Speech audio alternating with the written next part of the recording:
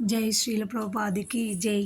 శ్రీ చైతన్య ఉపదేశాలు ఇక్కడ శ్రీకృష్ణ చైతన్య మహాప్రభు ఏం ఉపదేశించారంటే, ఎవరైతే మానవుని ప్రామాణికమైన యోగ పద్ధతి దేవదేవుని దివ్య రూపంలో అంటే ఇప్పుడు ఎవరైతే ధ్యానం చేస్తారో వాళ్ళ మనసు నిలకడ ఉండి, అట్లనే ఆ నిలకడతోని భక్తి మార్గము చెందితే వాళ్ళు పరిపూర్ణ సమాధి భగవద్గీతలో 6వ అధ్యాయంలో చివరిలో శ్రీకృష్ణుని ఈ విధంగా నిరూపించబడింది. ఏ విధంగా అంటే, అత్యంత శ్రద్ధతో నా భావనలోని సర్వదా నిలిచి ఉండేవాడు, నన్నే తనలో సర్వదా స్మరించేవాడు, నాకు దివ్యమైన ప్రేమయుత సేవను చేసేవాడు అయిన యోగులందరికన్నను అత్యంత సన్నిహితంగా నాతో యోగంలో కూడినట్టువాడు, సర్వులలో అతడే అత్యున్నతుడు. అంటే శ్రీకృష్ణ భగవానుడికి అత్యంత శ్రద్ధతో ఆయనని తలచాలన్నమాట. సర్వదా ఆయనను తలుచుకోవాలి. మళ్ళీ తనలో స్మరించేవాడు, ప్రేమయుత సేవను చేసేవాడు.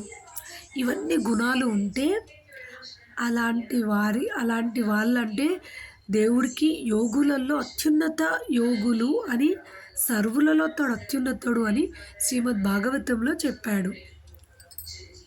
శ్రీ చైతన్య మహాప్రభు జనులను ఆచింత్య భేద తత్వాలనే సాంఖ్యతత్వాన్ని ఉపదేశించారు. అంటే భగవంతుడు ఏకకాలంలో సృష్టిలో ఏకమో భిన్నమో అయి ఉంటాయి. హరినామ సంకీర్తన ద్వారా ఈ తత్వాన్ని బోధించేవారు. అంటే ఈయన హరినామ సంకీర్తన చేసుకుంటూ అందరూ ఒక్కటే, ఏకమో భిన్నమో అయి ఉంటాయి అంటే అందరూ ఒక్కటే, ఏం చింత లేకుండా సంఖ్యతత్వాన్ని అంటే భగవంతుడు సృష్టిలో ఏకము భిన్నము అయి ఉంటాయి అని హరి సంకీర్తన ద్వారా ఆయన ప్రజలకి బోధించారు. భగవన్నామాన్ని భగవంతుని నామావతారమని, భగవంతుడు పరిపూర్ణుడు కనుక అతని నామానికి దివ్య రూపానికి భేదం లేదని ఆయన వివరించారు. అంటే ఇప్పుడు ఆయన రూపానికి ఆయన నామానికి ఎలాంటి భేదం లేదు అని ఈ శ్రీ చైతన్య మహాప్రభు వారు ఉపదేశించారు. అందుకే భగవన్నామ కీర్తన ద్వారా మనిషి నేరుగా భగవంతుతో జత కూడా కలుగుతుంది.